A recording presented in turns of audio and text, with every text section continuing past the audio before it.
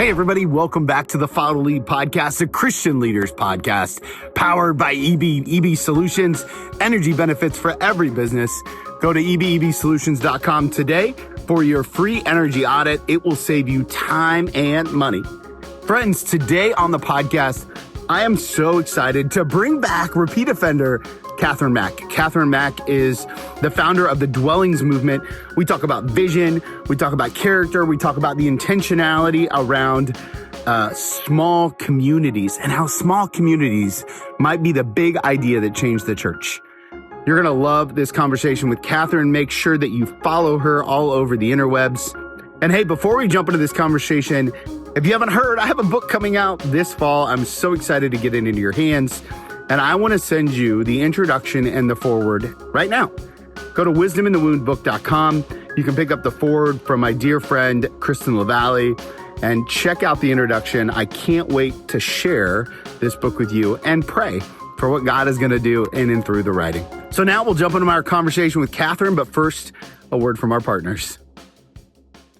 Hey, everybody. Welcome back to the podcast. I'm so excited today to have my real life friend, Kathryn Mack, repeat offender, back on the podcast. Kathryn, thank you so much for coming back on.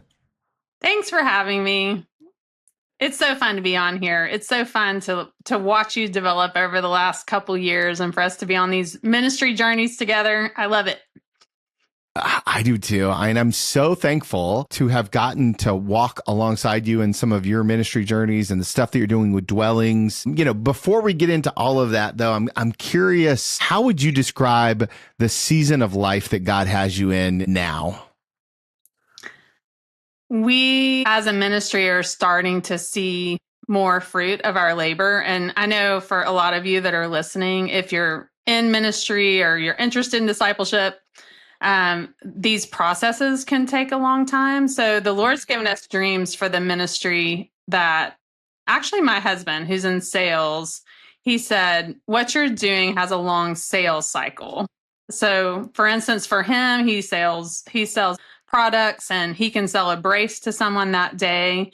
But if he is wanting to sell a whole system for a hospital, it might take him 3 years. So he's really working toward an end, but not seeing the fruit of it for a few years. So we're excited because we're a few years into our ministry goals, and the things that we're doing are really paradigm changing in the church. And they have a long, I hate to say sales because we're not into sales, but they've got a long cycle before you see fruit, and we're starting to see such great fruit. So maybe that's an encouragement for someone out there, because a lot of us are doing things that we don't see immediate results from, but it's worth just moving ahead when you know God's called you. So we're in a season of seeing more fruit, which is exciting. You know, one of the things I know about you is that you're an incredible visionary, and you have a bunch of people that are kind of in your tribe. You've got your staff team at Dwellings, and then you've got people that are just kind of in your sphere of influence. And so one of the things that is constantly being put on you is to cast that vision to go forward. There are a lot of leaders who are listening who are vision casters, and yet they may not find themselves in a season where they're producing much fruit. And so I'm curious, what can we learn from you around the idea of casting vision in the season where you're not seeing much fruit? Great question. I think it's good to have friends around to help you in finding your vision. I don't ever do vision casting alone, and I depend on the gifts of a lot of people. And so I would say I am typically the person that launches the next big idea, but I typically will throw that out to some of my people who are comfortable with dreaming before it's very solidified.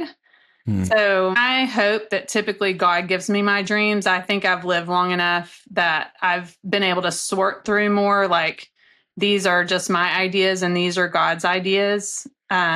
Because as I pray, the Lord really puts a certain weight and persistence on the ones that are his ideas.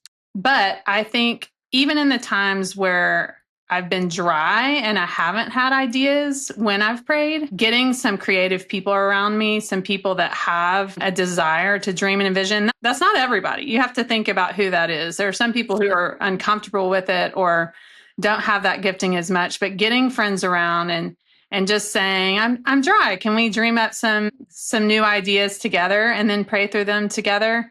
That can be very helpful. Even hearing about other people's creative ideas in different areas than your own can get your juices flowing in some ways. So I would just encourage anyone to not feel like they have to produce the next great idea alone, but to gather people around you that like to dream and start dreaming together.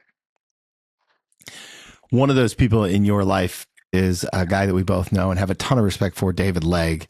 And I wanted to talk a little bit about that relationship. So I'm glad you kind of opened the door for it, because I think it's rare, but it's also important to find somebody who is yoked in the same kind of gifting, or not same kind of gifting, but same vision for where God is calling you.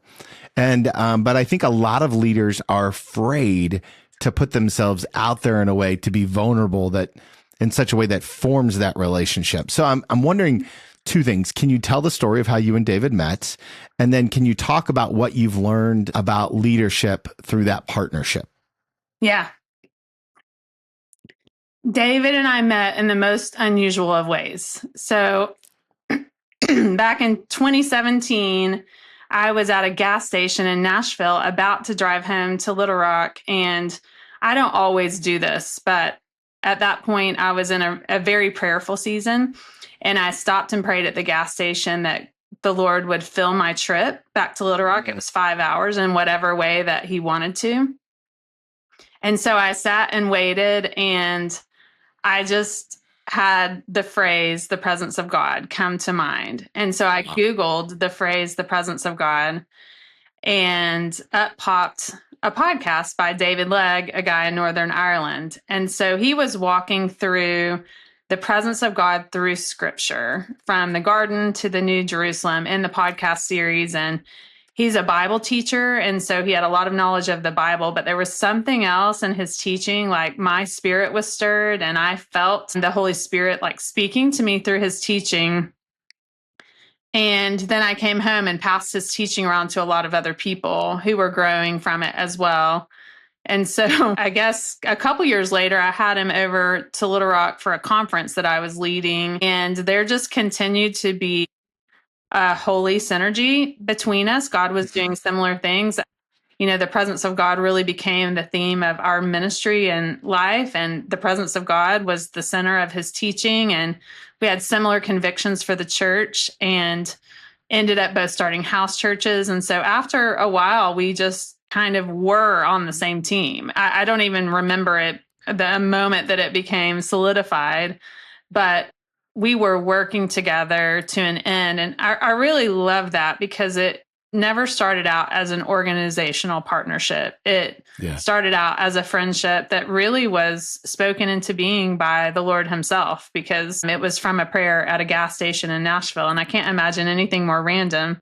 But that's been a really fruitful partnership, and just kind of makes you wonder, like, if we take the time to pray. I wish I did that on every road trip and ask the Lord to fill our time. What fun surprises might be on the other end of his answered prayers. That's how that started. And what I've learned about the partnership with David, which is very unique because he's still in Northern Ireland, and we're leading this ministry a lot together over the Atlantic Ocean. But what I've learned is that it's very important to think about who you're aligned with in ministry. Yeah. And there are things that are really tempting to align with. And some of those things are aligning with people who have a lot of popularity, which can be smart and strategic, but isn't always the right partnership. Aligning with people with power can be tempting. People that can get you ahead, that can be tempting. And I've had all those thoughts just being in ministry and wanting to grow the ministry.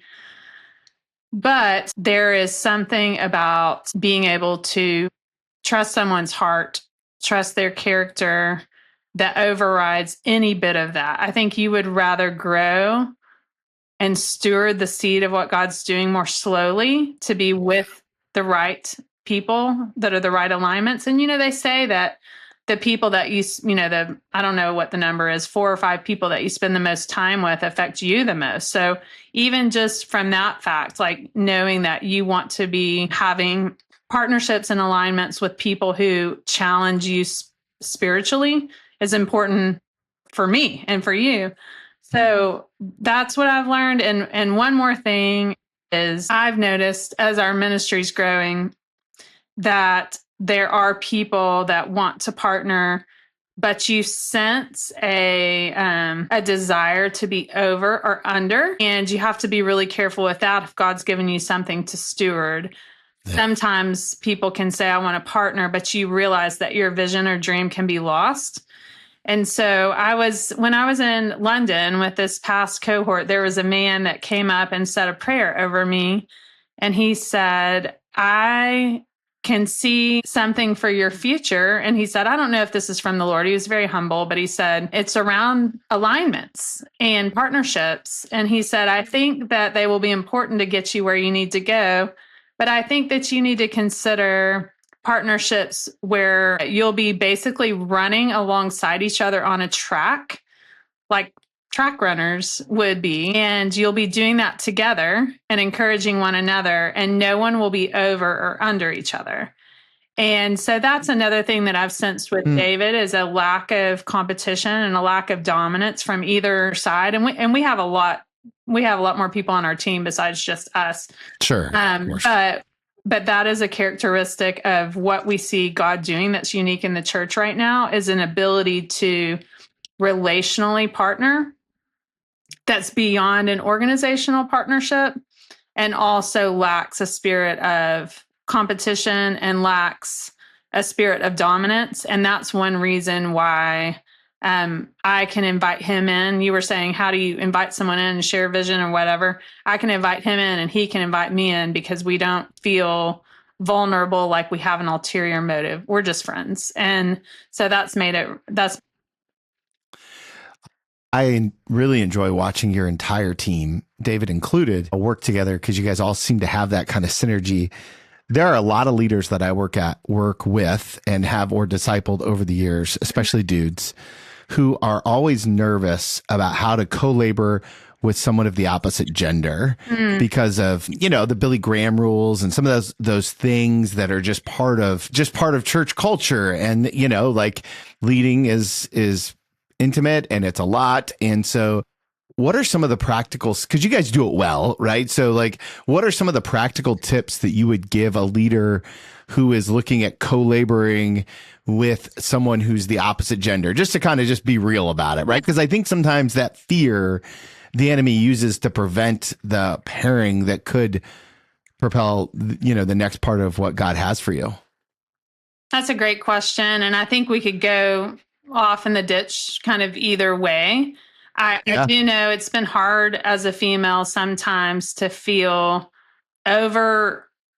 forgive the term, but like almost over sexualized or over, like my gender is all that I am. So when I've been on teams, with men, and they're all having lunch, talking about work regularly, but they feel uncomfortable me coming to lunch, or some of that just gets hard because I'm thinking, what are we going to do eating a hamburger? Right.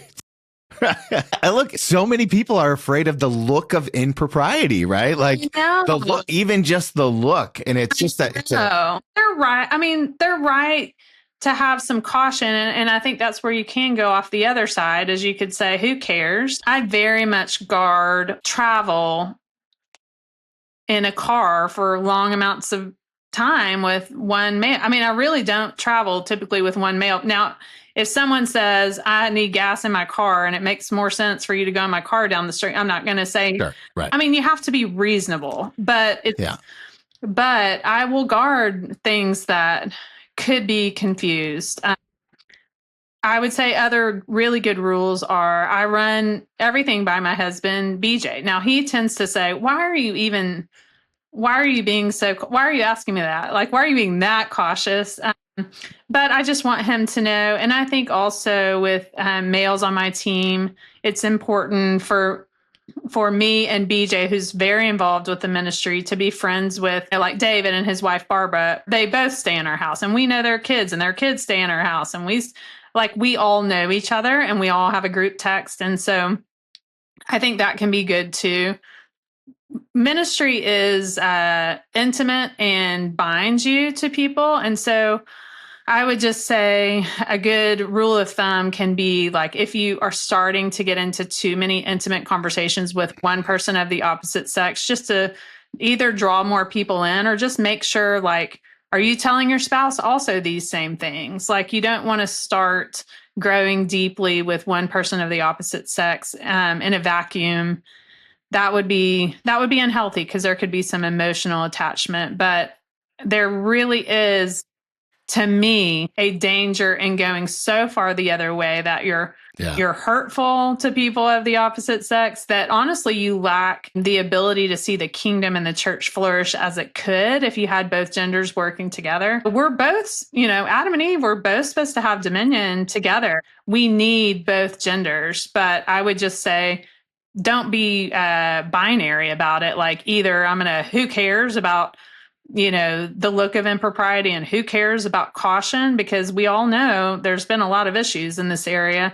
But also, don't go the other way and say, like, I'm never having lunch with someone of the opposite gender, and I'm going to just hole up with my gender, because that makes all of us feel like weird. It's just weird. Just don't be weird about it. Just don't be weird.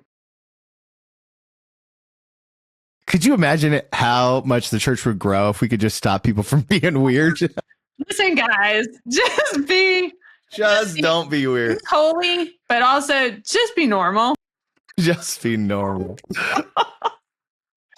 I know that you work really hard at being holy and leaning into your personal relationship with the Lord. What are some of the daily disciplines that you do to help stay in that kind of mentality? How are you stewarding your day so that you can work with the Lord as a kingdom builder? What are some of the things that we could borrow or glean from you in your examples? Yeah, I have to have a lot of variety. So, as opposed to my husband, who's up at 6 every morning, kind of doing the same thing and has literally every day of our marriage. I love that guy. He's so steady. I want to be him. My time with the Lord has, it thrives in variety. And it's just partly my makeup. I really have hated it, Tony, because I feel like BJ's way gets more esteemed and I admire it more, and I want to be that way. But also, I don't personally grow as much from that. So I spend more time once a week than the same amount of time every day in intentional study. And I always have. So even when I had small kids, I had a babysitter on Friday mornings, and I would go to Starbucks the whole Friday morning until noon and wouldn't answer my phone. And so Fridays is still that day for me that I don't work in the morning, and I block it off and I have an extended time. But it needs for me to include time in the Word and some slower time and lesser verses a lot of times. It needs to include music, usually a podcast. It needs to include journaling. It needs to have something creative attached to it. I like to go to a coffee shop. I like a whole experience. And so that's not saying I'm not in the Word other days of the week, but I'm not at the same time. My brain tends to do better afternoon and night. So I spend more time then, but I'm also just growing and learning that all of life is time with God. Like, we need those disciplines, but I also have just been growing a lot and trying to be aware every moment, like on the road. Like, that prayer I had in the gas station took 3 minutes. Yeah. But probably has been more formative to my spiritual journey than a lot of 45-minute quiet times could be. So you can see how just inviting God into just moments of your life, always being in conversation with him, can be so transformative. So I would say it's been more of that. And in the past couple of years, I've been trying to grow in that abiding presence of Jesus, just being aware and having a conversation with him all the time. But yeah, that's what it looks like. Longer on Fridays and shorter on other days, and not all at the same time, and growing in more meditative Bible reading. There was just a season where I thought I need to just race through as fast as I can. And that really became a head exercise for me. And as I'm growing and just trying to have the word penetrate my life more, I can do better if I'm sometimes just in a few verses and taking those in, but not just taking them in going, how do I let this change me? Yeah. And what I love about that too, especially, is that I think that there are a lot of leaders who have a little ADD, who aren't really great at I know what you mean. I'm not saying that you do. I'm not suggesting that at all. I'm just saying that like diversity for some people is such an important part of their walk, and you're right. There is this incredible esteem with a quiet time, and all of that jazz. So like it's, figuring that out is it's a sticky wicket. It's a sticky wicket for sure. And cultural theology penetrates every part of our spiritual formation. I don't know how to get rid of that at all. I know. And it's I will seek you in the morning. Sure. Yep. I know. I think we should. I just think we have it in a box that God never really prescribed. And we had some really good books written in the 80s that encouraged that regularity. But it's been a little shame-inducing for me that has trouble. On my Strengths Finder, out of 35 traits, my number 35, last place, was consistency. So it's like when you're not, and I'm dependable. I don't like doing the same thing at the same time, and I want to maintain my joy. So there's kind of a working with our quirks and going, I want to pair this thing that's the most important with what I consider to be joyous. And to me, I think through what parts of the day, what times do I operate the best? Yeah. What places feel like joy? What little tools feel like joy? Music brings me joy. I want to incorporate that because we have all that sort of creativity and freedom around our relationship with him. And he's so big. He can use all those things, but it's just been all, I don't know. Even the word disciplines, it's just my personality. I need discipline. So I should like the word. But I like to think more just about experiences with him. Yeah. Yeah. Can I ask you about your kids? Yeah. So you have kids literally all over the world, right? But yes. Yes. And so, but they all seem to outwardly, at least Instagram stalking, love Jesus, right? And they've been with you on this journey. And now you're in this season of life, or you're getting ready to enter into this season of life where it's I think your youngest is going to be graduating soon. Tony, amazing. Yes. Yeah. One more year. Yeah. And that's Andrew, right? The baby. Yes. Way to go. Way to go. Thanks. So what are you learning about God in this season of watching your kids thrive, even though they're not with you? It's so fun. It's so fun. I just feel less and less like it's all, anything good is because of us, which is also good because if there are hard things, they're not all because of us either. Kind of releases you. But I think one thing that has been the most fun for me is just knowing who they were as little kids. And God made them all. Our kids seem so unique to me. Our oldest is getting a PhD. So she'll be after high school, in school for 10 years. And then our youngest is not going to college. So and he doesn't think college is valid, so I'm just watching them take all these different paths, but I'm looking back to who they were. Someone said to me, look and see what your kid was doing or you were doing at 7 years old and do that thing. So I'm kind of guessing, Tony, what were you doing at 7? Oh, God only knows. What were you doing? I don't know. I don't know. It was an interesting season of my life in that 7. Some family dynamics were in full force there. Yeah, so you probably weren't at your prime. Probably not. Probably not. I saw you quoted that on an Instagram post about Anna, I think, in Nashville, right? Doing art. Yeah, Anna was doing lettering, and now she's a graphic designer. Our oldest she was always in a book. I mean, we had to go to the library every Wednesday. She was always in a book. She's getting her PhD in literature. Our third one was always just at the counselor on the playground, and she's doing social work and theology. And then our youngest one has always been, buying fidget spinners. Those used to be a thing in bulk, and selling them on the playground. So he's not going to college because he has a computer business that is already thriving. And so he wants to be an entrepreneur. So what do I see?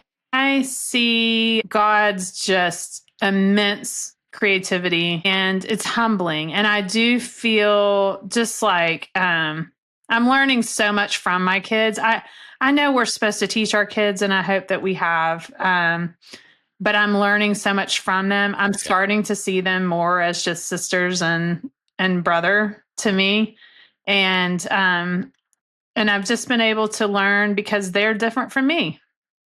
They're like me. They grew up in our house, but God created them with such unique goals and hearts. And so that's fun and humbling.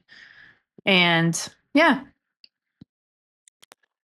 You're getting ready to start your 3rd cohort. Now, if you're not familiar with Dwellings, I want to recommend you go to their website, dwellings.info, and they have these cohorts. And inside the cohorts, you take a group of leaders over the course of, is it 6 months, 8 months? 6 months? Yeah. And there's in-person experiences, there's online experiences, and all of that is kind of melded together to help people see the shift that from isolation to family, information to transformation, and spectators to participants. And so it's really ideal for the leader in the church, the person who's listening right now, who is like, I want to think about a house church. I want to think about leading my small group well. I want to do more to help people follow Jesus. So I say all that because this next question is, what are you learning about the large capital C church?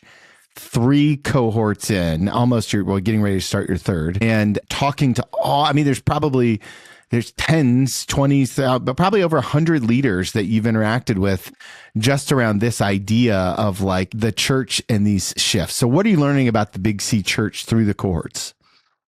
Yeah. Well, I'm learning that God is doing something that's way beyond, what I would have thought was my vision. The most common thing that I hear at our first gathering of the cohort which is in Colorado, and our next one will be in November, is you're saying exactly what I'm feeling exactly, but you've been able to put language to it. And so there's a shift that it started happening in 2020 COVID years, but it has really been ramping up in the last year. And I think a lot of people have seen the renewal in the church. But one thing I've learned is that the Spirit's doing it. And it's not me, and it's not Dwellings, and it's not bound to an organization, but the Spirit is calling us into a deeper, truer walk with Him.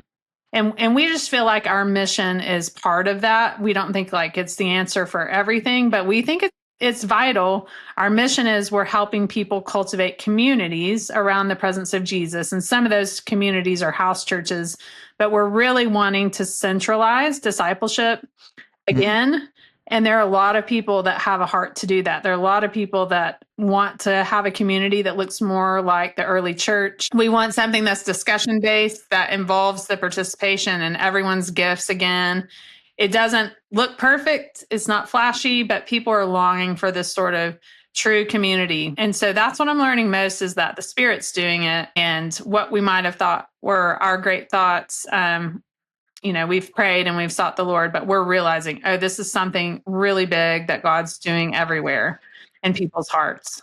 And He's opening up our minds as to what the church really is and what's just been extra that we've added that's not necessary.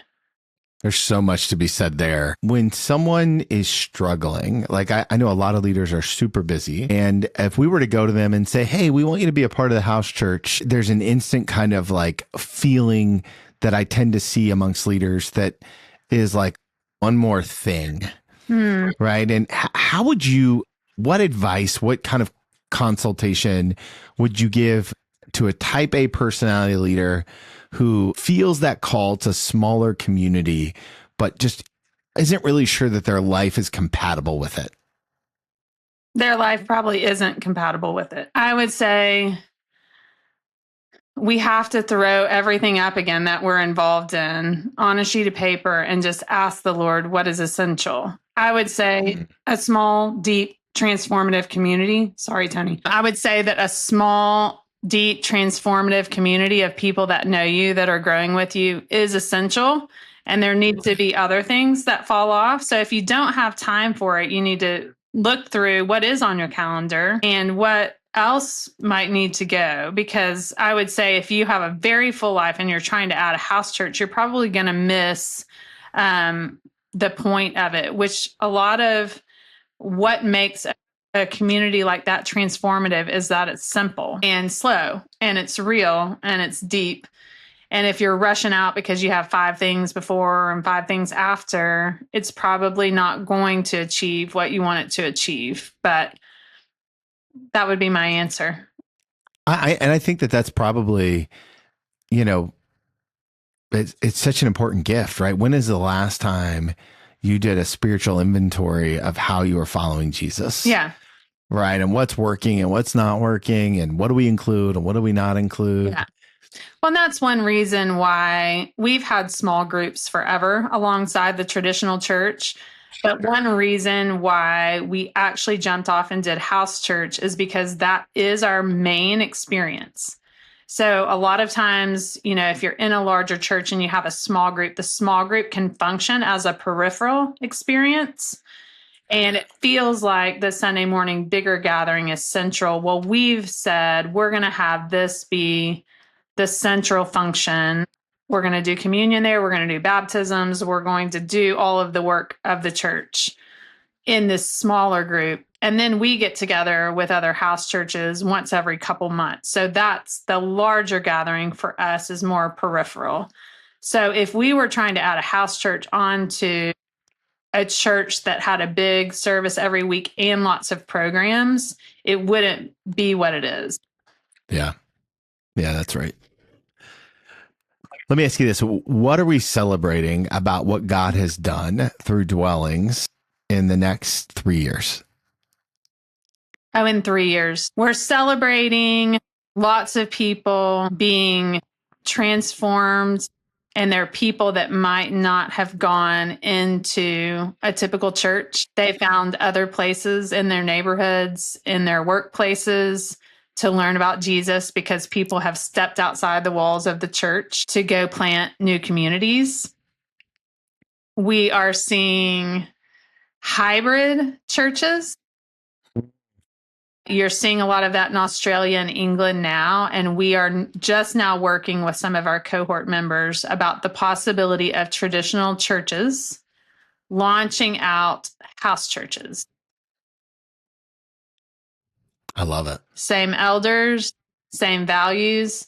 So we're seeing more and more traditional churches recognizing pioneers in their own body and saying we can still stay connected, but also give you a lot of autonomy to go reach a people group that won't ever come to our church.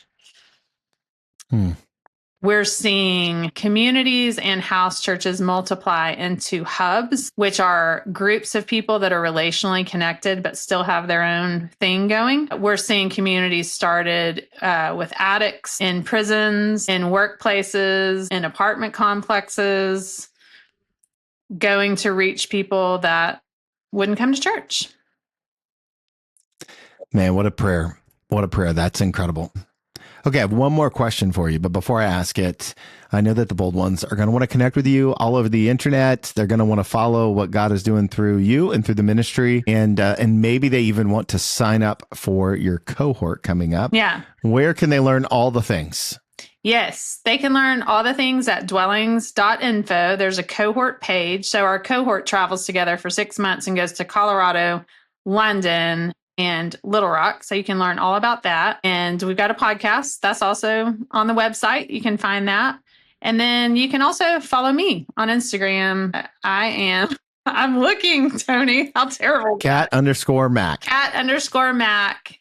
And then you can follow Dwellings at Dwellings, but no vowel. I'll link to it. Yeah, we'll link to it in the show notes. Thank you. So that's where to find us. Okay, last question I love to ask people. It's an advice question. I invite you to go back in time and give yourself one piece of advice, except I get to name the season of life that you're in. Ooh. And so I want to take you back. To the day after your oldest was born. So your very first child. Okay.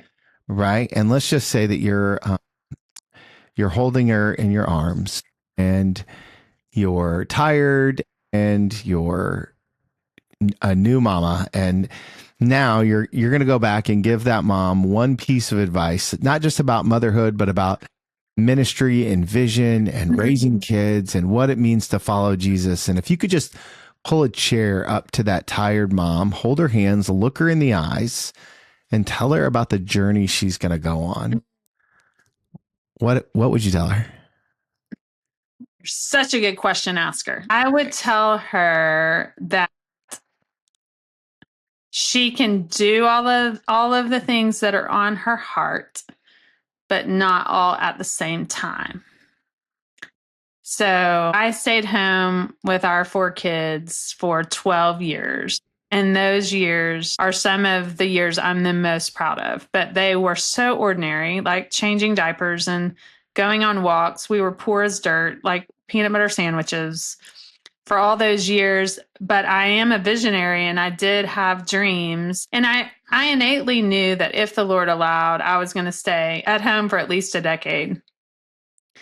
And so there was a part of me that felt like at that point I would have been out of community and work and so ordinary and isolated for so long that I would be irrelevant. And so I think I would just tell her to know that those dreams are there for a reason and they don't all have to happen while I'm raising infants and toddlers. And they'll still be there. And that if God put them there, He will open the doors at the right time to be able to pursue them. And so I would say if you're out there and you have vision and dreams and you're in a season where you feel like you can't live them out, like you're trapped in a job where you can't live them out, or you're trapped as a mom and you can't live them out, or a dad or of young kids, like that, those dreams are there for a reason. And in the right season, God will help them flourish. Just one at a time sometimes. Amen. Amen. Kathryn, thank you so much for being so generous with your time today. Thank you for being such a good friend and just being able to walk with you has been such a joy. Well, for everyone listening, Tony is the real deal. He's the same in real life as he is on this podcast, or even you would experience a much richer, full dimensional Tony. So anyway, I really love watching your journey, and I'm so glad that lots of people are getting to hear from you. And you'll come back on when you write your next book? Perfect. Thank you. Accountability. I told you guys, what a great conversation. I'm so thankful for Kathryn's heart, and I can't wait to share with you the 3 and 5. 3 practical takeaways in 5 minutes or less. Number 1, vision can be collaborative. Vision can be collaborative. When we work together, God unlocks something that we can't find on our own. That's why in the Gospel of Luke, He sends them out in pairs. I love the way that Kathryn talked about the importance of visioning with a team. Number 2, daily disciplines are the grounding factor of your life. Gosh, I beat this drum on a daily basis. It is our daily disciplines that make such a huge difference. No one ever wakes up and says, man, today's the day I want to ruin my life. Instead, we fall away from our daily disciplines. And so I love that she brought that idea back. And number 3, invest in small communities. intentional communities. I love that idea because the big idea of church is about getting people connected to Christ, one person at a time. As Paul says, come follow me as I follow him. That idea that each and every one of us are called to be in intentional communities. So the 3 and 5, let's recap. Number 1, be sure to vision with people. Visions can be collaborative. Number 2, stay grounded in your daily discipline. And number 3, invest in small communities. Well, friends, that's our podcast for today. Forever thankful for you. Thank you for being one of the bold ones. Without you, none of this would be possible. If there's anything I can do for you, I'm embarrassingly easy to find. Tony at twmilton.com or at twmilton on Instagram. I'd love to hear your feedback on today's episode. What'd you think? What are you leaning into? What are your practical takeaways? And as always, remember, if you want to follow Jesus, you must be willing to move. See you guys real soon.